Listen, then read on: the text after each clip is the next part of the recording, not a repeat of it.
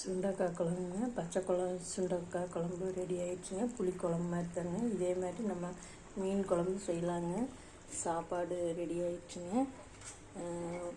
ஒரு டம்ளருக்கு ரெண்டு டம்ளர் தண்ணி ஊற்றலாம், 3 டம்ளர் தண்ணி ஊற்றலாங்க. நம்ம 3 டம்ளர் சின்ன டம்ளரில் வச்சுருக்கிறேன். சுண்டைக்காய்க்கு வந்துங்க நம்ம தேங்காய் எண்ணெய் ஊற்றிங்க, கடுகு, கருவேப்பிலை தலைங்க, கொஞ்சம் வெந்தயம், 2 வரமிளகா, பல்லாரி வெங்காயம் வதக்கி விட்டுங்க. பச்சை சுண்டைக்காயை தட்டிங்க, தண்ணியில் விட்டு அலசிட்டுங்க. அந்த வெங்காயம் லேசாக போட்டு வணங்கினோடனே சுண்டைக்காய் தட்டினதை தண்ணியில் புழிஞ்சு எடுத்துகிட்டு போட்டுட்டுங்க. நம்ம நல்லா வதக்கிட்டுங்க. அது பொரிஞ்சு வருங்க பச்சை சுண்டைக்காய். அது பொரிஞ்சு வர்றப்போ நம்ம ஜீரகத்தூள் ஒரு 5 டேபிள் ஸ்பூனுங்க, வரமிளகாத்தூள் ஒரு டேபிள் ஸ்பூனுங்க, மல்லித்தூள் ஒரு 4-5 டேபிள் ஸ்பூனுங்க, மஞ்சள் தூள், குருமிளகுத்தூள் கொஞ்சம் போட்டுட்டுங்க. நம்ம அதை வதக்கி விட்டுங்க. ஒரு 20 சின்ன வெங்காயம், ஒரு 3 தக்காளி, 3 ஜாரில் 2வது ஜார் பெரிய ஜாரில் அரைச்சிங்க.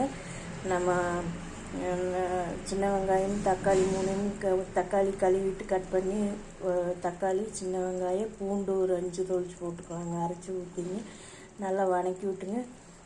சுண்டைக்காய் பொரிஞ்ச மாதிரி வருங்க. அந்த நேரத்துக்கு நம்ம மசாலெல்லாம் போட்டுங்க.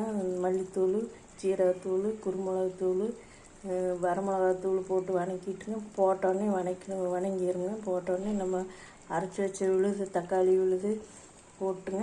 புளி ஒரு சின்ன புளி அளவுக்கு அரைச்சி ஊற்றிட்டுங்க. உப்பும் போட்டுங்க. நம்ம இந்த மாதிரி சுண்டி வர மாதிரி இருக்கிறப்பங்க நம்ம தண்ணி வேணாலும் கலக்கலாங்க. நம்ம சுண்டைக்காய்க்கு பதிலாக மீன் போடணுன்னா கடைசியில் போட்டுக்கலாங்க. சுண்டைக்காய் நம்ம ஃபஸ்ட்டே வதக்கிட்டேங்க. இந்த மெத்தட்லேயே தேங்காய் எண்ணெயில் தான் செஞ்சுருக்கிறேங்க. நல்லெண்ணெயிலையும் செய்யலாம், கடலெண்ணெயிலையும் செய்யலாங்க. மீன் நம்ம போடுறப்போ கடைசியில் இந்த மாதிரி எல்லாம் கிரேவி மாதிரி வந்த முன்னாடிங்க மீன் இன்னும் தண்ணி ஊற்றணுங்க.